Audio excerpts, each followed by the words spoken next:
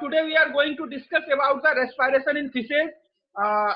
So just मैं आप slide share करता हूं आपको और वहां से हम लोग जो है आगे की ओर देखते हुए चलेंगे। तो हम बात अगर करें इन रेस्पिरेशन इन एनिमल्स की, तो हमारे पास जो है वर्टिब्रेट्स या फिशेस में जो है, तो अगर कहीं भी बात करें कि in higher animals the main function of the respiration का जो मेन फंक्शन होता है वो क्या होता है? ऑक्सीजन को जो है एक्सटर्नल इन्वायरमेंट से टिश्यू तक पहुंचाना। ठीक है, external environment to the tissue where it is used for oxidation of glucose to produce energy. क्या करेगा वो? इन ग्लूकोज को एनर्जी में प्रोड्यूस करेगा and carry out oxygen carbon dioxide that is produce in the tissue and release it out in the body. क्या करना है? कार्बन डाइऑक्साइड को बाहर निकालकर छोड़ना है, यही बेसिक फंक्शन है। The blood along with its haemoglobin serves to transport gases and fro to and fro sides. To and fro मतलब आना और जाना, टू एंड फ्रो करना, आना और जाना, है ना। आप जैसे देखते होंगे बढ़ई जो है वो लकड़ी छीलता है तो क्या करता है? मशीन अपना एक जगह पे ऐसे खींचता है ना, टू एंड फ्रो यानी आना और जाना, ये काम टू एंड फ्रो का कहलाता है। तो टू एंड फ्रो मोशन में ये काम करते हैं। ठीक है, द साइट होता है ऑक्सीजन का रिलीज का और कार्बन डाइऑक्साइड का रिलीज कार्बन डाइऑक्साइड का और एब्जॉर्प्शन का आपका किसका?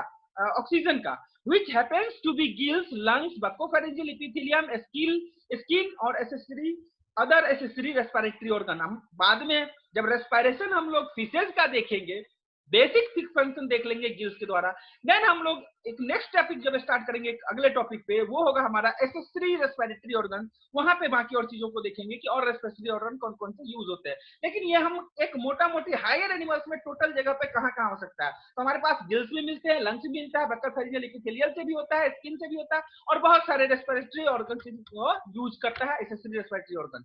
और अगर हम बात करें नेक्स्ट कि रेस्पिरेशन जो होता है किसी भी ऑर्गेनिज्म में, वो वाटर में होना, अगर वाटर के अंदर है वो थोड़ा डिफिकल्ट है, क्योंकि organisms like fish which live in water need oxygen to breathe, so what their cell can maintain their living state। अपने आप को जिंदा रखने के लिए उस पानी में भी ऑक्सीजन उसे चाहिए, बिना ऑक्सीजन के वो जिंदा नहीं रह सकता, क्योंकि वो बाकी लाइफ फंक्शन को नहीं कर सकता। To perform their respiratory function, fish have a specialized organ that helps them to inhale oxygen dissolved in water। Water में जो डिजोल्व है उसको इनहेल करने के लिए स्पेशलाइज्ड ऑर्गन है फिश के पास, रेस्पिरेटरी ऑर्गन, और वो क्या है? गिल्स है। ठीक है, अब बात करते हैं कि every respiratory device must conform to the following features, essential features. चाहे वो एक जगह रखिएगा, ये रेस्पिरेशन का बहुत ही बेसिक कॉन्सेप्ट है कि चाहे वो लंग्स हो या कोई भी हो, गिल्स हो, बक्कोफेरेंजियल कैविटी हो, कहीं भी, लेकिन उसके पास ये 5 चीज होना बहुत जरूरी है। क्या क्या? First one, blood must be separated from the external environment that is air और water by thin epithelium. Blood जो है वो सेपरेटेड होना चाहिए थिन एपिथेलियम से। ऐसा नहीं होगा तो क्या होगा? उसी जगह से ब्लड लॉस होना शुरू हो जाएगा, ब्लड गिरना शुरू हो जाएगा और वो एनिमल फिर भी मर सकता है। तो ब्लड जाए वहां तक, गैसेस एक्सचेंज करे, लेकिन एक पतली सी लाइनिंग वहां पर थिन एपिथेलियल की हमेशा मौजूद रहे, जिससे गैसियस एक्सचेंज हो जाए लेकिन ब्लड आर पार ना हो। दूसरा क्या आपका है essential feature? The epithelium must be permeable to permit diffusion of gases through it. और वो परमिएबिलिटी होनी चाहिए उस एपिथेलियम की, क्या? किस चीज करने के लिए? गैस को एक्सचेंज करने के लिए। क्या क्या? ऑक्सीजन को एब्जॉर्ब करने के लिए और कार्बन डाइऑक्साइड को छोड़ देने के लिए, ये उसकी कैपेसिटी होनी चाहिए। Then third one, the respiratory epithelium must always remain moist with a film और fluid to permit osmosis of gases. क्या होना है? ऑस्मोसिस होना है। ऑस्मोसिस में क्या होता है? ऑस्मोसिस में क्या होता है? बेसिकली कंसंट्रेशन के ग्रेडियंट के बेसिस पे, कंसंट्रेशन किसका? सॉल्यूट का या सॉल्वेंट का? ऑलवेज सॉल्यूट का कंसंट्रेशन देखा जाता है। तो हम देखिए, अगर जो बॉडी के अंदर जो गैस है, बॉडी के अंदर वो बहुत सारा यूज हो चुका है, तो उसके अंदर ज्यादा क्या मिलेगा? कार्बन डाइऑक्साइड गैस मिलेगा, और बाहर वाले में क्या है? ज्यादा ऑक्सीजन। तो जो ज्यादा है ज्यादा से कम की तरफ जाएगा, तो कार्बन डाइऑक्साइड निकल के बाहर चला जाएगा, ऑक्सीजन अंदर से बाहर से अंदर चलाएगा, यानी कि ऑस्मोसिस का प्रोसेस होने के लिए। और वो होना कैसे चाहिए? मॉइस्ट रहना चाहिए, तभी जाके वहां पर ये संभव हो सकता है। And fourth one, the area of respiratory surface should be extensive to allow efficient absorption of oxygen। तो वो एरिया भी होना चाहिए, यानी सरफेस एरिया उतना बना रहना चाहिए। यानी कि सिंपल अगर मैं बात करूं, अगर ये स्पेस है हमारा और इस पे अगर हम ऑक्सीजन यहाँ से अगर पानी गुजर रहा है, तो क्या ये संभव है कि ये क्या कहते हैं मैक्सिमम ऑक्सीजन को ले, कि अब संभव है ज्यादा, तो जो फैल गया तो जाता है। तो क्या होगा, गिल्स भी क्या करता है, बहुत सारा लैमेली के थ्रू सरफेस एरिया बढ़ाता है, जिससे कि वहां पर मोर और मोर सरफेस एरिया मिले, जहां पर ज्यादा कांटेक्ट हो सके वाटर का और ज्यादा ऑक्सीजन का आपका वो एब्जॉर्प्शन हो सके या ज्यादा कार्बन डाइऑक्साइड निकल सके। तो वो सरफेस एरिया को भी बढ़ाता है, ये गिल्स वही काम करता है। Both the current of air, याद रखिएगा, करंट आपका एयर का और वाटर का outside the blood in capillary must be made to circulate constantly for quick replacement of gas. क्या होना है, आपका वाटर और ये मूव करना चाहिए। आपके क्या है, नाक के पास आप हाथ रख के देखिए, आपका एयर जो है वह हमेशा नाक के पास मूव करता रहता है, सांस ले रहे छोड़ रहे हैं, अंदर भी जा रहा है बाहर भी निकल रहा है, हमेशा मूव कर रहा है। वैसे ही मछली के पास भी जहां भी है वो वाटर वहां मूव कर रहा है, तो बहुत तेजी से कॉन्स्टेंटली मूव करना चाहिए, तभी ये प्रोसेस संभव हो पाएगा। तो ये 5 बेसिक चीज जो है ये जरूर मिलने चाहिए। अब बात करते हैं हमारे पास जो रेस्पिरेटरी ऑर्गन फिश के पास है, वो है क्या, गिल्स। और ये गिल्स आप देख चुके हैं, गिल्स क्या है, स्पेशलाइज्ड रेस्पिरेटरी ऑर्गन है जो कि ऑक्सीजन ले सकता है, डिजोल्व ऑक्सीजन, वाटर के डिजोल्व ऑक्सीजन को, और क्या कर सकता है, बॉडी के जो कार्बन डाइऑक्साइड है उनको रिलीज कर सकता है बाहर के एक्सटर्नल एनवायरनमेंट में। अब ये बात करें तो ये बेसिकली 2 तरह के होते हैं गिल्स। एक होता है होलो ब्रांच और उसको हम लोग कंप्लीट गिल कहते हैं। When branchial arch bears 2 set of gill lamellae, अगर एक सेप्टा ऐसे निकला हुआ है, एक बीच में लाइन लगी हुई है और दोनों साइड उससे बहुत सारे, मतलब कि देख लो, अगर ये बीच का हम लोग ये मान लें, ये बीच का हमारा जो दोनों तलहटी है दोनों एक साथ मिलके हमारा क्या बन जाए, अगर ये हमारा ब्रांकियल आर्क बन जाए और इसके दोनों साइड ये गिल्स, अगर दोनों साइड ऐसे लगे हुए हैं, तो दिस मीन्स क्या हो गया, ये होलो ब्रांच, ये एक पूरा का पूरा गिल बनाता है, यानी इधर भी ब्रांचिंग निकली हुई, इधर भी ब्रांचिंग निकली, दिस इज होलो ब्रांच। वही अगर हम बात करें डेमी ब्रांच की, जो कि हाफ गिल कहलाता है, इसमें क्या होता है, ये मान लो दोनों अलग अलग हो गए, सेपरेट, नीचे से क्या है, दोनों सेपरेट हो गए, देखो दो अलग अलग हो गए। अब ये दोनों अलग अलग जो है अलग अलग काम कर रहे हैं, बीच में गैप बन रहा है, तो वो क्या हो जाएगा, हेमी ब्रांच या डेमी ब्रांच कहते हैं उसको। ठीक है, वो हाफ गिल होता है, उसमें सिंगल सेट ही गिल, यानी कि एक सेट गिल लैमेली प्रेजेंट रहता है, और ये सपोर्ट किया जाता है हाइवार्ड आर्च के द्वारा। देख लीजिए आप इसका ये फिगर, इससे आपको बहुत क्लियर यहाँ पर समझ में आ रहा होगा। ये आपके स्क्रीन पे जा रहा है, ये फिगर सबको दिख रहा है, ये फिगर सबको दिख रहा है। देखिए पहला इलास्मो ब्रांच, यहाँ पर देखिए ये पूरा का पूरा सेप्टा देखिए नीचे तक लगा हुआ है और इसके दोनों तरफ गिल्स है, दिस इज होलो ब्रांच। और वही अगर हम बात करें, देखिए यहाँ काइमेरा बीच में, यहाँ तक होलो ब्रांच आया है, लेकिन इसके नीचे जहां ये 2 भाग में बट गया है, देखिए यहाँ पर दोनों डेमी ब्रांच बन गए, जो कि यहाँ पर दिखाया जा रहा है, यहाँ टेलियोस्ट फिश में देखिए बीच से ही, यहीं से बीच से 2 भाग में बट गया है और दोनों में एक इधर अलग और इधर अलग, दिस इज डेमी ब्रांच या hemibranch type of gill. Clear है गिल के फंक्शन, गिल के स्ट्रक्चर से।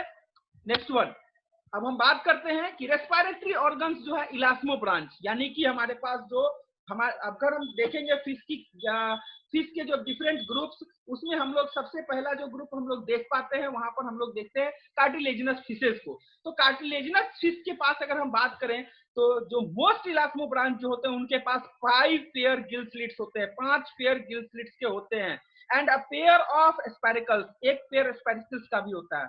देयर इज नो ऑपरकुलम, यानी बाहर से कोई कवरिंग नहीं होती है, जैसे आप रोहू कतला वगैरह में देखते हैं बाहर से ऐसे गलफड़ा के ऊपर लगा रहता है, जिसको आप हटा के गिल्स के अंदर देख पाते हैं, लेकिन ऐसा वहां नहीं दिख पाता है, सीधे बाहर से ही। जस्ट आपके अगले फिगर में ये दिख जाएगा, ये देखिए आप यहाँ पर, यहाँ इस फिगर में देखेंगे, जो आपका राइट साइड का फिगर है, देखिए नीचे यहाँ पर कोई बाहर से ऊपर से कवरिंग नहीं है, गिल्स के ऊपर कोई कवरिंग नहीं है। ये कवरिंग नहीं होना ही जो है आपका नो ऑपरकुलम होता है, यानी ऑपरकुलम नहीं मौजूद है। जबकि अगर हम बात करें सिंपल, यहाँ देखिए इसके इस फिश के कंडीशन में जो रोहू का है हमारा, देखते हैं गिल्स के ठीक ऊपर में आपका एक कवर लगा रहता है, उसे हम लोग क्या कहते हैं, ऑपरकुलम। और यही इलास्मो ब्रांच और बोनी फिशेस में एक बहुत बड़ा डिफरेंस भी होता है।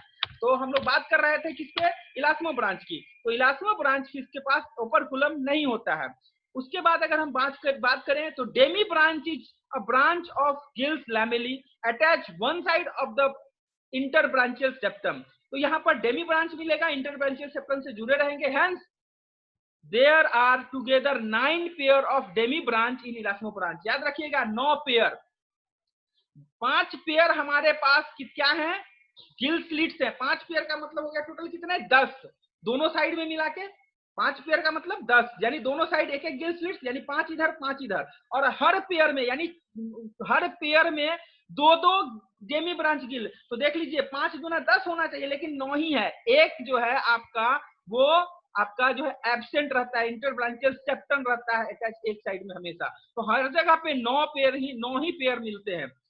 Between the two demibranch lie interbranchial septum, interbranchial septum है, देख लीजिए आप इस एग्जाम इसमें भी पढ़े हैं, ये देखिए यहाँ पर ये बीच में इंटरब्रांचियल सेप्टम है, ये देखिए सेप्टम है ना, ब्रांचियल सेप्टम, यही इंटर दोनों के बीच में सेप्टम है।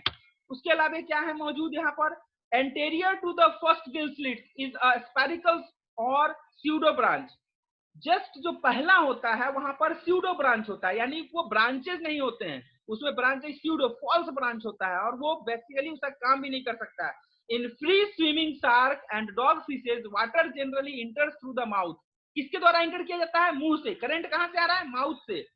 और क्या करते हैं, blood to the gills is supplied by 5 pairs of afferent branchial artery, वहां एफरेंट ब्रांकियल आर्टरी आता है और ब्लड भी लेके आता है। और वहां पर क्या होता है, वेंट्रल आयोटा से वहां पर डीऑक्सीजनेटेड ब्लड जो है वो जो है हार्ट तक पहुंचाया जाता है। अब ब्लड जो है oxygen, blood is then oxygenated in gills, gills में क्या होगा, ऑक्सीजनेटेड किया जाएगा, यानी मुंह से लिया और गिल्स में पहुंचाया गया, ब्लड ऑक्सीजनेटेड हुआ। अब क्या करेगा, वहां से जो बाहर में स्लिट्स है उससे बाहर की ओर निकाल दिया जाएगा। यानी कि क्या किए, अगर आपके पास सोचिए यहाँ पे 2 छेद कर दिया जाएगा, मुंह में आपके जो है पानी भर के, और प्रेशर से आप फुलाइए तो क्या होगा, दोनों बाहर की ओर निकलेगा ना, इस दोनों छेद से। गिल्स से वही काम करता है, गिल्स के थ्रू ही बाहर वो निकाल देता है, यानी मुंह लेता मुंह से है सांस और निकालता है अपने उस स्लिट से बाहर की ओर, और उसके दौरान जो बीच में गिल्स है वो तब तक गैसियस एक्सचेंज कर लेता है। क्लियर हो रहा है, क्लियर हो रहा है सबको कि कैसे वो लेता है, माउथ से लेता है और अपने गिल स्लिट से बाहर निकालता है वाटर को, और उस बीच में जो गिल्स में जो लैमली है, गिल्स में जो पड़े हुए हैं लैमली, वहां पर जो वाटर वेस्कुलर, ये जो आपका ब्लड वेस्कुलर सिस्टम आया है, ब्लड जो है वो एक्सचेंज तब तक में ऑक्सीजन को छोड़ ले लिया और कार्बन डाइऑक्साइड को वहां छोड़ दिया और बाहर वाटर में वो निकाल दिया गया। अब बात करते हैं कि यहाँ के बाद कि ऑक्सीजन रिच ब्लड जो है पूरे शरीर में वहां से जो है पहुंचाया जाता है, फिर जब वहां से फिर डॉर्सल आयोटा में, पेयर डॉर्सल आयोटा में दोनों साइड पे वो कलेक्ट होते हैं, कौन, ऑक्सीजनेटेड ब्लड उस गिल्स के द्वारा, और पूरे शरीर को पहुंचा देते हैं। यही तो हमारा पर्पस था। पर्पस क्या था, ऑक्सीजन को लेना बाहर से और पूरे शरीर में पहुंचाना सारे टिश्यू में। तो हम क्या किए, ऑक्सीजन हमारा कहाँ था, वाटर में, वाटर को कहाँ से लिए, माउथ से, माउथ से लेने के बाद उसको कहाँ पहुंचाए, गिल्स तक पहुंचाए। गिल्स कहाँ था हमारा, उस स्लिट्स में, और स्लिट्स में गिल पहुंचा, जैसे उस स्लिट्स के पास पहुंचा वाटर एक्सचेंज, वहां गैसेस एक्सचेंज हो गया, गैसेस एक्सचेंज होने के बाद उस वाटर को हम लोग बाहर निकाल दिए, और वहां से जो ऑक्सीजन जो है ब्लड में जो कलेक्ट हुआ था उसको लेकर पूरे शरीर में पहुंचा दिया गया।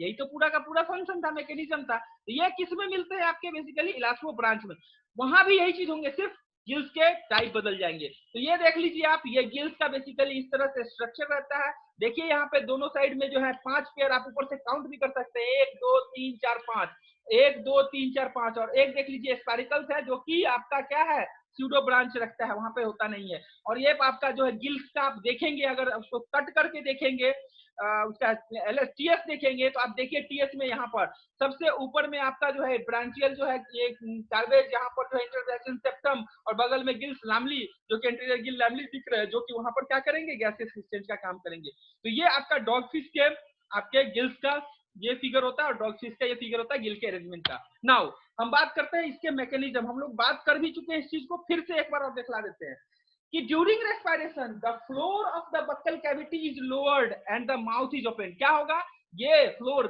या माउथ का उसका नीचे की ओर होगा, नीचे होगा तो क्या होगा, मुंह खुल जाएगा, मुंह खुल जाएगा। Then the water rush in fill the greatly expanded buccal cavity. क्या होगा, पानी के अंदर है, मुंह खुलेगा तो मुंह में पानी ही भरेगा ना, पानी भर जाएगा। The mouth now close and pharynx contract, mouth को बंद कर लिया और फेरिंग्स जो है उसको सिकोड़ लिया, सिकोड़ लिया तो क्या होगा, बंद हो जाएगा।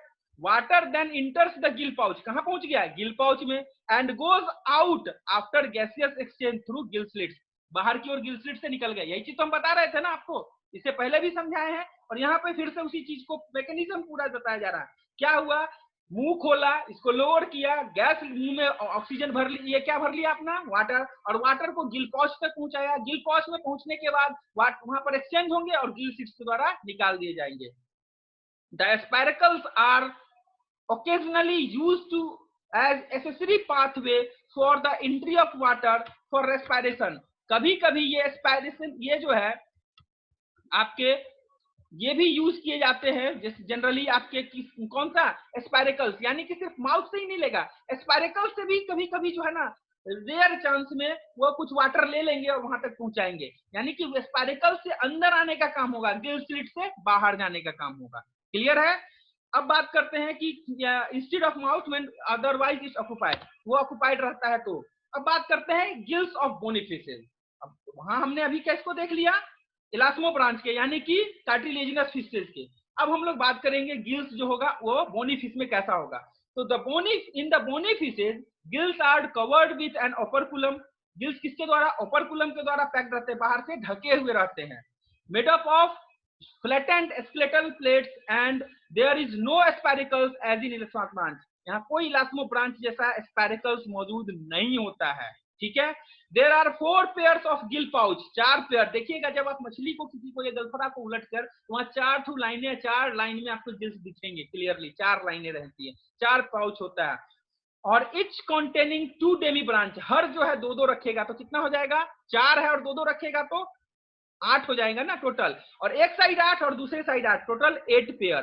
तो कितने हो गए डेमी ब्रांच, 8 पेयर, और 4 पेयर्स ऑफ कंप्लीट, 8 पेयर या 4 पेयर जो होगा, 4 पेयर का है या 8 पेयर का है, वो कंप्लीट गिल या होलो ब्रांच, टोटल होलो ब्रांच इसके पास 4 पेयर्स होते हैं।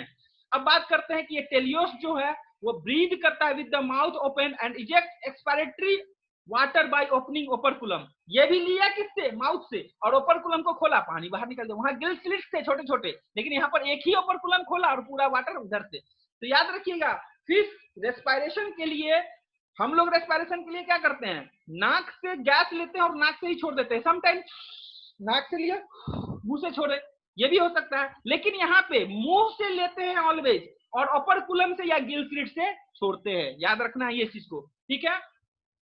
Gill in chondrosteae, holosteae and lung fishes exhibit partial reduction in their internal branchial septa, which happens to be somewhat intermediate condition between elasmo branch and teleos। कहीं कहीं पे ये इंटरब्रांचियल septum जो होते हैं वो आधे ही मौजूद मिलते हैं, यानी कि कहीं होलो ब्रांच भी मिलेगा, कहीं डेमी ब्रांच मिलेगा, और कहीं पे वो दोनों का ही कंडीशन, आधे होलो ब्रांच रहेंगे, आधा डेमी ब्रांच रहेगा। आपने देखा इससे पहले कंडीशन में 2 जगह पर थे, कैमरा में आपका उस तरह का कंडीशन मिल रहा था। तो ये उस तरह का कंडीशन देखिए, ये फिश का आपका गिल्स, ये आप बहुत फैमिलियर है, ये रोहू में देख लीजिए इस तरह का होता है, ऊपर से इस तरह से मछली, आंख देखिए ये है माउथ बस्टर, और ये जो गिल्स है देखिए 1 2 3 4 लाइनिंग में गिल्स दिख रहे होंगे कंप्लीटली। और ये गिल्स जो होते हैं देखिए इस तरह से लगे रहते हैं ब्रांचियल आर्टरी के द्वारा, और ये कैपिलरीज जो होते हैं गिल्स फिलामेंट्स के, ये इसके थ्रू ये क्या करते हैं, गैसियस एक्सचेंज का सारा काम करते हैं, यानी कि ऑक्सीजन लेते हैं और कार्बन डाइऑक्साइड को बाहर छोड़ देते हैं, और वो जो कार्बन डाइऑक्साइड बाहर छोड़े उस वाटर में, वो वाटर ओपरकुलम के द्वारा बाहर छोड़ दिया गया, और फिर से जाके कहाँ मिल गया, उसी वाटर में जहां वो रह रहा है। फिर से वही यहाँ पर फिर से क्या हुआ कि रेस्पायरेशन जो है वो 4 पेयर्स के द्वारा जो गिल ब्रांच में जो है गिल चैम्बर में मौजूद होते हैं, और ये दोनों ओपरकुलम के द्वारा ढके हुए रहते हैं। अब बात करते हैं, the wall of pharynx is perforated by 5 gill slits on each side and are separated by 4 gill arches into interseptal fascia। अब ये जो फेरिंग्स होता है, ये फेरिंग्स जहां पर ये लेता है मुंह में, माउथ में तो ले लिया, मुंह में लेने के बाद जो फेरिंग्स में जाना है, जहां पर की गिल पाउच है, वहां पर छेद होते हैं अंदर गिल स्लिट्स इसके, और वहां से ये किसमें पहुंचा जाएंगे, गिल के चैम्बर में, और जब गिल चैम्बर में पहुंच गया तो गैसेस एक्सचेंज हो जाएगा, और वहां पर इंटरब्रांचियल सेप्टा के थ्रू जो है आर्टरी से पहुंच रहा है क्या, हमारा ब्लड, और वो ब्लड क्या कर लिया, एक्सचेंज कर लिया। एक्सचेंज करने के बाद फिर से जब हम प्रेशर डालता है माउथ से, और ऊपर आपका गिल स्लिट्स बंद होता है, ओपरकुलम खुलता है और बाहर पानी निकल जाता है। Each gill is provided with teeth like gill rackets, दांत की तरह देखते हैं गिल्स आपको वहां दिखते रहते हैं, और ये वही चीज जो मैं आपको समझा चुका हूँ, वही चीज यहाँ पर पूरा लिखा हुआ है, कंप्लीट ये बात मैं बता चुका हूँ कि कैसे माउथ में लेता है, गैसेस एक्सचेंज करता है, फिर बाहर निकलता है। बेसिक मंत्र ये है कि गैसेस एक्सचेंज होना है उसके अंदर। नाउ नेक्स्ट, अब हम बात करें जो फिजिकल जो मैकेनिज्म है रेस्पिरेशन का, वो क्या क्या रखता है, फिजिकल मैकेनिज्म क्या क्या होता है। तो ये फिजिकल मैकेनिज्म जो होता है उसमें इंस्पायरेशन होता है, एक्सपायरेशन आप समझा चुके हैं, इंस्पायरेशन कब, किसके द्वारा लेता है? माउथ से, मुंह से लेना इंस्पायरेशन, और मुंह से लेना आपका, और निकालना किससे? एक्सपायरेशन। अगर वो आपका इलास्टोब्रांच फिश है तो गिल स्लिट से निकलेगा, अगर वो बोनी फिश है तो ओपर्कुलम के थ्रू, ओपर्कुलम से बाहर निकलेगा। तो इंस्पायरेशन और एक्सपायरेशन का काम होता है। उसके बाद हम बात करते हैं कि वेस्कुलर स्ट्रक्चर जो होता है वहां पे उसके गिल स्लिट्स में जो होते हैं वो उसमें कैसे आते हैं, तो वहां आर्टरीज आता है। आपको पता होगा आर्टरीज क्या लेके आता है? डीऑक्सीजनेटेड ब्लड और ऑक्सीजनेटेड ब्लड, और डीऑक्सीजनेटेड ब्लड कौन रखता है? वेन्स। तो वेन्स भी आते हैं, आर्टरी भी, दोनों आके मिलते हैं, गिल्स के ठीक बीच में वहां आर्टरी टूट जाता है, सारे जो है गिल आपके आर्टरियोल्स बनते हैं, और क्या होता है? गैसियस इसी जगह एक्सचेंज हो जाता है। अब यहाँ जब ऑक्सीजन ले लिया गया, कार्बन डाइऑक्साइड दे दिया गया, तो यहाँ पर कार्बन डाइऑक्साइड से मुक्त यानी कि ऑक्सीजनेटेड ब्लड, तो ये हो जाते हैं आर्टरी, और ये पूरे बॉडी में पहुंचा दिया जाता है। ये बेसिकली फिजियोलॉजी होता है गैसियस एक्सचेंज का, इसको भी आप लोग अच्छे से समझ चुके हैं। और ये जो बेसिकली क्यों होता है? डिफ्यूजन के थ्रू होता है। गैसियस एक्सचेंज डिफ्यूजन के थ्रू आप करते हैं। ब्लड सेल्स में ब्लड के जो होते हैं वो डिफ्यूजन के थ्रू जो है गैस आपका क्या ले लेता है? ऑक्सीजन ले लेता है, और छोड़ क्या देता है? कार्बन डाइऑक्साइड को छोड़ देता है। That's all. Thanks everybody for today.